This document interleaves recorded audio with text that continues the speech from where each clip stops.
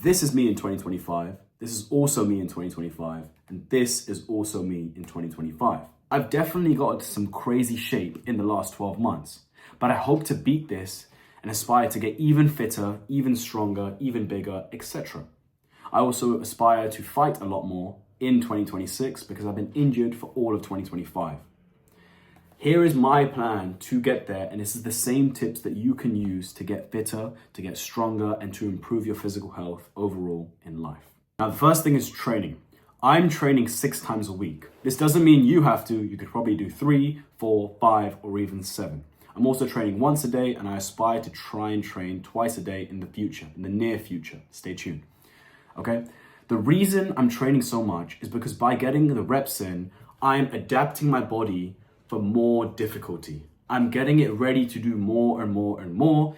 It's getting ready to boost my testosterone. It's getting ready to adapt to whatever it is I throw at it. Whether that means running long distance, whether that means a day of sprinting, lifting heavy weight, biting, jumping, whatever it is. And hopefully swimming at some point too. My storage keeps cutting out, so that's why it looks a little different right now. Cool. The next thing. By training hard, you are causing your body to grow. You are giving it the stimulus for the muscles to break down and adjusting it for what it needs to become bigger, stronger, fitter, whatever it is. The next thing is nutrition. Let's keep it simple. Nutrition doesn't have to be this crazy diet. All you need to do is make lifestyle changes today that you're going to follow for the rest of your life. Why not? Simple stuff. Whole foods. What you want is to do the easiest possible thing to get the best output, right? So I eat twice a day. You can even do 3 times a day if you want to. And I have the same-ish meals. The morning is always the same. It's between 5 to 8 eggs. I'm gonna have sourdough bread, sometimes Greek yogurt, sometimes coffee, sometimes some fruits, just depending on how I'm feeling. But it's within that range. And I just mix and match depending on the day. Then dinner is usually chicken, lamb, sometimes rice, sometimes sweet potatoes, that kind of thing. It's not too complicated. Because it's pretty straightforward, like that's a mixed sheesh. You can even order this if you're really running out of time. But most of you guys, I feel like, do have some time, so you can cook this up very easily. Nutrition is simple. I don't really steer away from that. Then comes blood work. So check out your testosterone, check out how your blood work actually is if you're healthy, because how you're feeling is linked to your gut and it's linked to your bloods. So get your bloods checked, see where your testosterone is, and make replacements that you need to in your life to get your testosterone higher, start sprinting, get rid of plastics, and all the other stuff that you've seen online. Anyways, these are replacements that you're going to make. Your diet doesn't have to be one thing that you follow for a short period of time. Just start by making the lifestyle changes, and after that, there's no going back. Like once in a blue moon, sure, I'll have like some fast food. It's not going to be McDonald's or anything, but yeah, I'll have some food from outside if I'm going to dinner. It's nothing too crazy. But I don't follow this very, very strict diet because I've understood, all right, this is the rough amount of protein I should be having every day.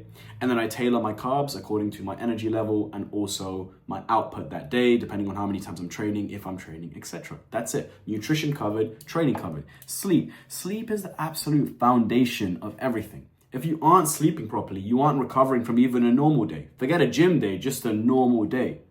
So you need to get your sleep fixed. But in order to get your sleep fixed, you need to get past that addiction you have with your phone.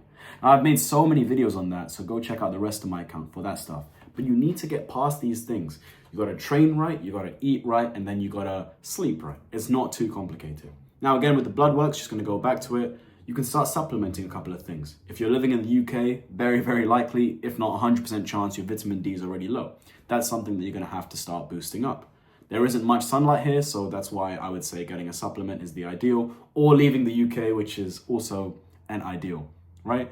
Besides that, vitamin K, look at Shilajit. There's so many things, but that's a whole other realm. It's not something you have to do, but it's something that helps. At the end of the day, I think it's as simple as training hard, doing the right training, sleeping right, and eating right, and then doing that in enough intensity and giving it enough time for it to work. Don't start comparing tomorrow. See how you feel in 3 days' time. See how you feel in a week, 2 weeks, a month, etc. And change when needed.